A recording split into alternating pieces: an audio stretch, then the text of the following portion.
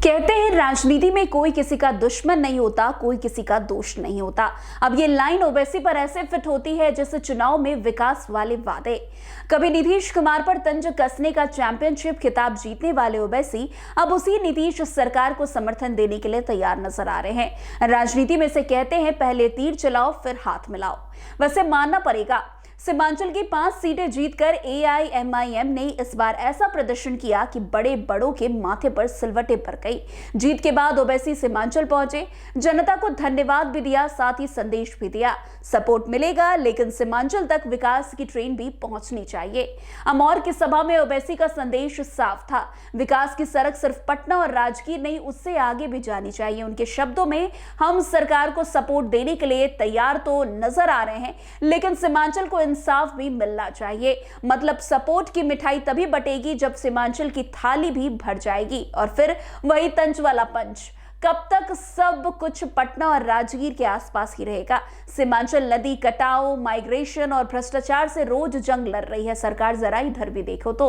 वैसे आपको बता दें कि बिहार के उत्तर पूर्व में सीमांचल की हालत सब जानते हैं। मुस्लिम आबादी ज्यादा है, विकास कम है और नजरअंदाजी सबसे ज्यादा।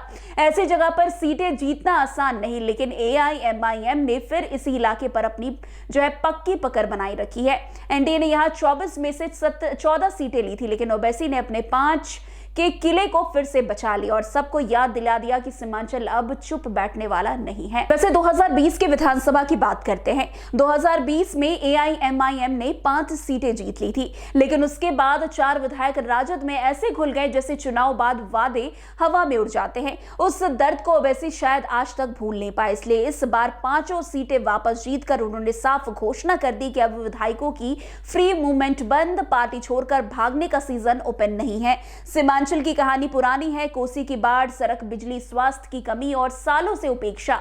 लोगों को ऐसा नेता चाहिए जो सिर्फ वादा ना करे बल्कि आवाज उठा सके, और एआईएमआईएम की वही एंट्री यहां चल पड़ी है। 2025 के चुनाव में एनडीए भारी बहुमत के साथ सत्ता में आ गया, लेकिन नीतीश कुमार 10वीं बार मुख्यमंत्री बन गए और महागठबंधन को वोटरों ने ऐसा सबक सिखाया कि प्रेस कॉन्फ्रेंस तक में जवाब खत्म।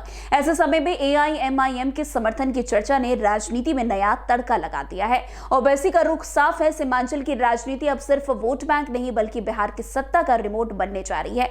कोई कुछ भी कहे, इस बार खेल सीमांचल से भी खेला जाने वाला है। अब जिस तरीके से ओवैसी ने सीमांचल को लेकर बड़ी बात कही है और नीतीश सरकार को समर्थन देने की बात कही है, वो अपने आप में बहुत बड़ी बात मानी जा रही है।